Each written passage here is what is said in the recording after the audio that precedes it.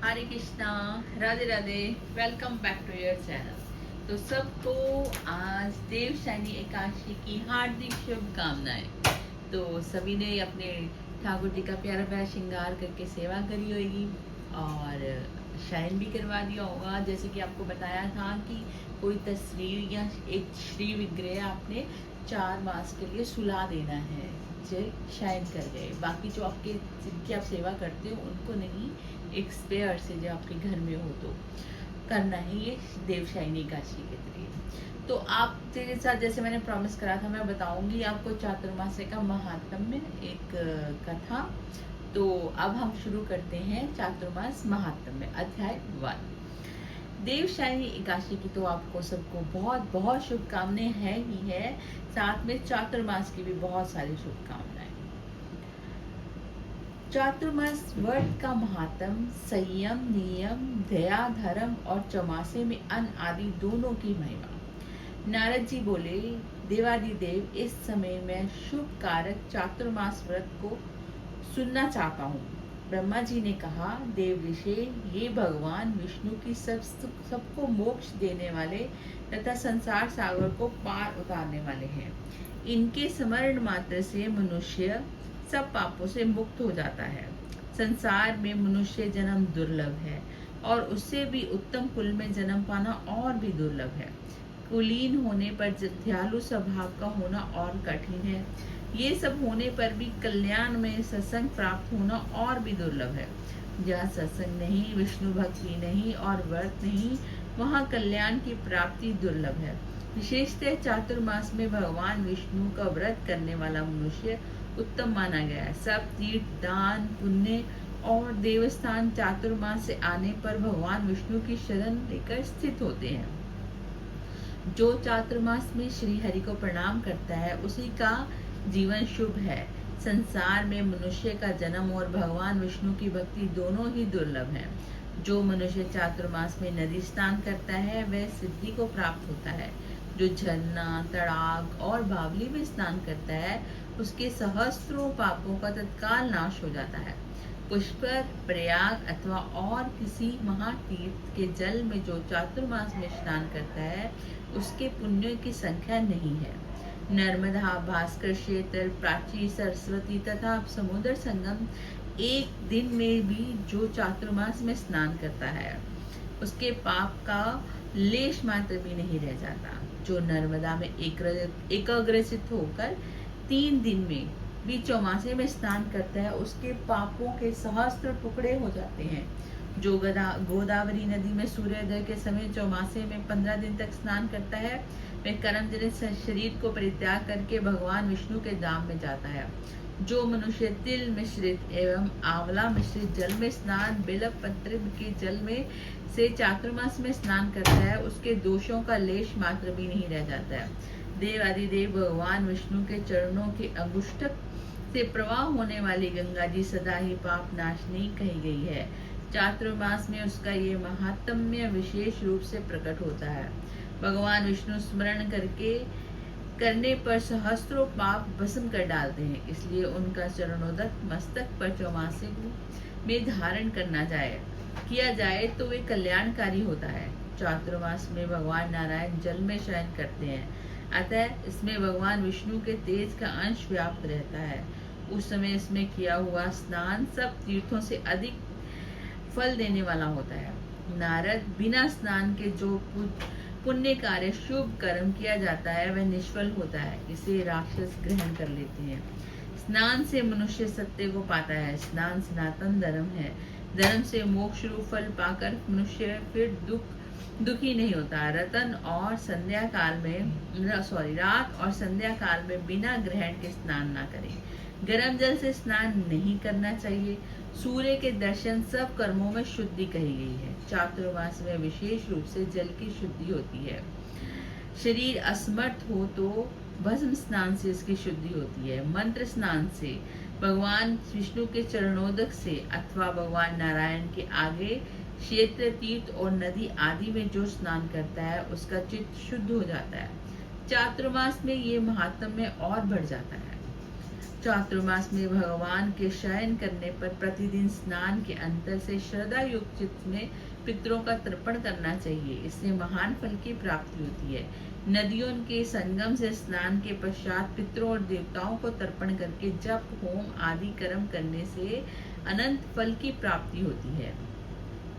पहले भगवान गोविंद का स्मरण करके पीछे शुभ कर्मों का अनुष्ठान करना चाहिए। ये भगवान गोविंद ही देवता, पितृ और मनुष्य आदि को तृप्ति देते हैं। चातुर्मास सबके गुणों से उत्कृष्ट समय है। उसमें धर्मयुक्त श्रद्धा एवं समृद्धि से पवित्र समस्त कर्मों का अनुष्ठान करना चाहिए। सत्संग, ब्राह्मण भक्ति, गुरु देवता और अग्नि का तर्पण, गोदान, वेद पाठ, सत्यकर्म, सत्य भाषण, गो भक्ति और दान में प्रीति, ये सब धर्म के साधन हैं। भगवान विष्णु के शयन करने पर उर्वरक धर्मों का साधन एवं नियम भी महान फल देने वाला होता है। 2 घड़ी भी भगवान विष्णु का ध्यान एवं उन निरंजन परमेश्वर का सेवन से जो 100 जन्मों का पाप भस्म हो जाता है। यदि मनुष्य चौमासे में भक्ति पूर्वक योग के अभ्यास में तत्पर ना हुआ तो निस्संदेह उसके हाथ में अमृत गिर गया।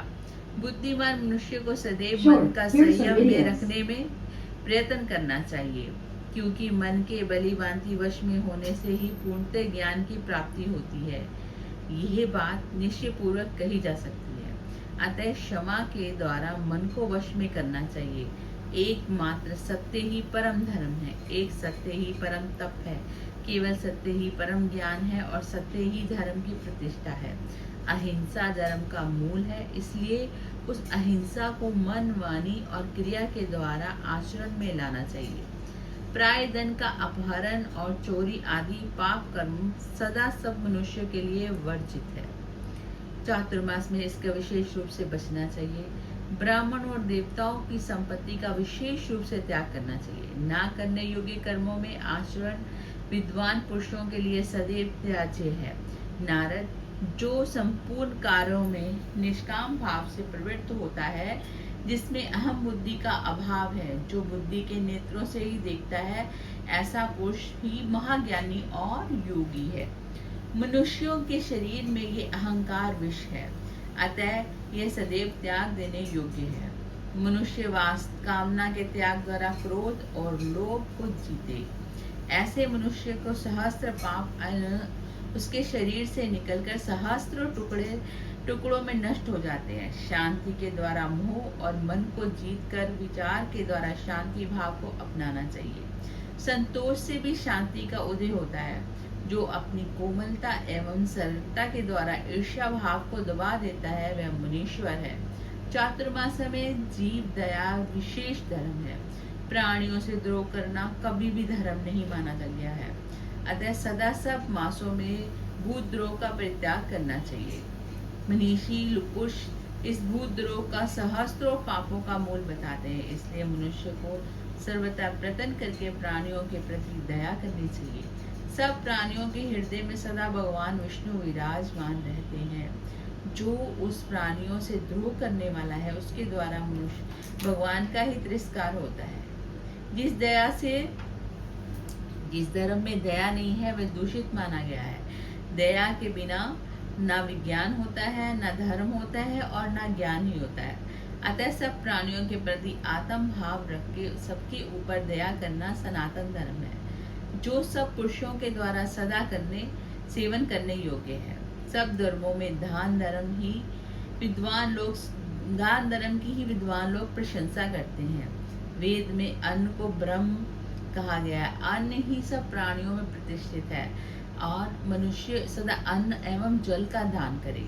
जल देने वाला तृप्ति को और अन्न देने वाला मनुष्य अक्षय सुख को पाता है। अन्न और जल के समान दूसरा कोई दान न हुआ है, न होगा। मणि, रतन, मूंगा, चांदी, सोना और वस्त्र तथा अन्य वस्तुओं का दान में भी अन्न दान से बढ़कर है। चातुर्मास में अन्न और जल का दान, गोदान, प्रतिदिन वेद पाठ और अग्नि में हवन, ये सब महान फल देने वाले हैं। यदि भगवान विष्णु के साथ समागम के लिए वैकुंठ धाम में जाने की इच्छा हो तो सब पापों को नाश के लिए चौमासे में अन्न दान करना चाहिए। अन्न दान करने से प्राणी प्रसन्न होते हैं। देवता भी अन्न दान की स्पृहा रखते हैं। गुरु और ब्राह्मणों को भोजन कराना, घृत दान करना, सत्य कर्म के लिए संलग्न रहना, ये सब बातें चातुर्मास काल में जिसमें मौजूद है वह साधारण मुश्किल नहीं है।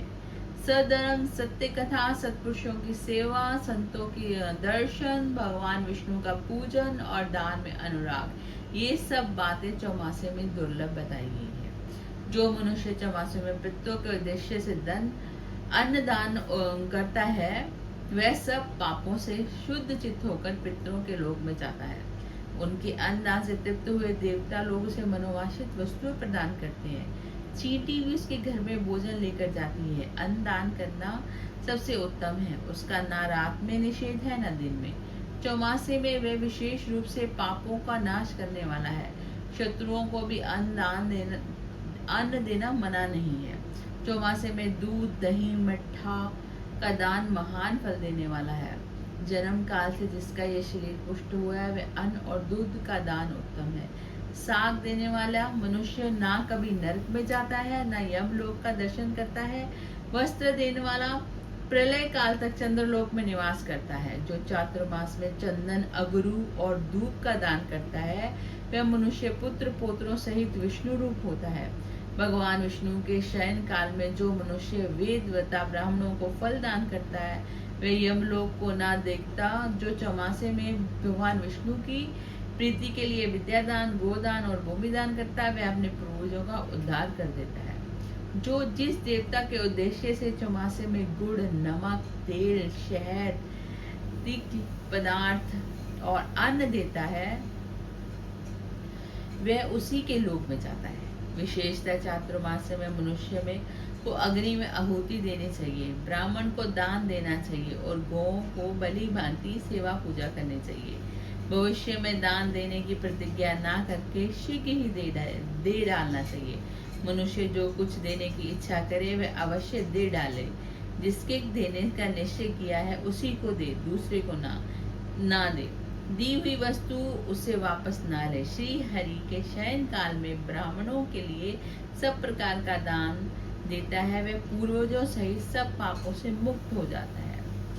तो ये है हमारे श्री स्कंद महापुराण में दिया गया चौमासे का महात्म्य। तो अगर आप इसको रोज सुनते हैं और इसमें जितना भी आपको बताया गया है कि ब्राह्मण को देने से या जो वेद पाठी ब्राह्मण को दान करने से है या किसी गरीब के लिए हम कुछ नियमित करते हैं दान, उसका क्या क्या फल है और आपको क्या क्या दान करना चाहिए और चातुर्मास कैसे व्यतीत करना चाहिए। तो ये प्रथम अध्याय था, ये एकादशी के लिए था। तो एकादशी की व्रत की कथा तो आपने पढ़ी ली होगी। अगर आपको ये अच्छा लगा है महात्म्य और आप चाहते हो कि मैं आपको पूरा मास ये सुनाऊं तो कृपया मुझे कमेंट में बताइएगा, फिर मैं आपको रात को अपलोड कर दूंगी ताकि आप सुबह सुन सकें, है ना। तो ये हमारा था चातुर्मास्य का महात्म्य का नियम। तो मैं अभी आपको दर्शन करवाती हूँ कि कैसे कैसे हमने आज पूजन करा है अपने ठाकुर सरकार का। और सबसे बड़ी बात यह है कि आप अगर इसको सुनते हैं और शेयर करते हैं तो आप भी लाभ प्राप्त करेंगे, है ना। तो प्लीज लाइक, शेयर और सब्सक्राइब कीजिए। ये हमारे युवा सरकार के दर्शन हैं। और आज मैंने लड्डू को अलग से बिठाया हुआ है क्योंकि चतुर्मास है तो मैंने इनका श्रृंगार करके इनको अलग से बिठाया है। तो अब मैं आपको बताती हूँ कि बाहर मैंने जो शंकर भगवान जी की सेवा के लिए आपको बताया था ना, आज स्पेशल पूजा होती है शंकर भगवान की चातुर्मास में। सारा सेवा हार जो है भगवान विष्णु शंकर भगवान जी को सौंप देते हैं, तो इसलिए इनकी विशेष पूजा की गई, साथ में शेषशाही भगवान की। और आपको एक बार और बताई थी कि मैंने कि एक आपको श्री विग्रह ऐसा रखना है जिसको आपने सुलाना है। तो वहाँ पे आप देखिए छोटे से ठाकुर जी को मैंने नींद करा दी है, तो ये चातुर्मास तक सोते रहेंगे। तो इस प्रकार हमने एकादशी का पूजन करा और अखंड दीप दान करने के लिए आपको बोला ही था, ये जरूर करना है। और इस प्रकार पूजन करा, आपने भी किया और कल मैंने सारा वीडियो में बता दिया था। तो प्लीज़ लाइक, शेयर और सब्सक्राइब कीजिए। आपका एक एक शेयर आपकी भक्ति में, किसी की भक्ति बढ़ेगी तो आपको भी उसमें फल मिलेगा और लाइक करने से मेरे को प्रोत्साहन मिलेगा। तो प्लीज़ लाइक शेयर और सब्सक्राइब कीजिएगा। राधे राधे।